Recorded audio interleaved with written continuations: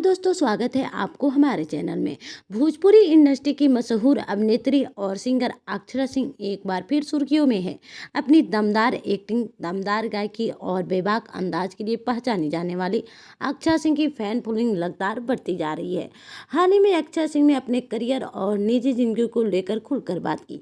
उन्होंने कहा कि सफलता पाने के लिए उन्होंने काफ़ी संघर्ष किया और कभी भी मुश्किलों के सामने हार नहीं मानी। जी हाँ दोस्तों, अक्षरा का मानना है कि मेहनत और आत्मविश्वास ही इंसान को आगे बढ़ाते हैं। सोशल मीडिया पर भी अक्षरा सिंह की काफ़ी एक्टिव रहती है और अपने फैंस के साथ तस्वीर और वीडियो शेयर करती है। यही वजह है कि उनकी हर पोस्ट को लाखों लोग पसंद करते हैं। भोजपुरी इंडस्ट्री में अक्षरा सिंह का नाम आज सबसे सफल अभिनेत्रियों में लिया जाता है। उनकी फिल्मों और गानों का फैन बेसब्री से इंतजार करते हैं। कई बार उनके बयान और पोस्ट भी चर्चा का विषय बन जाते हैं।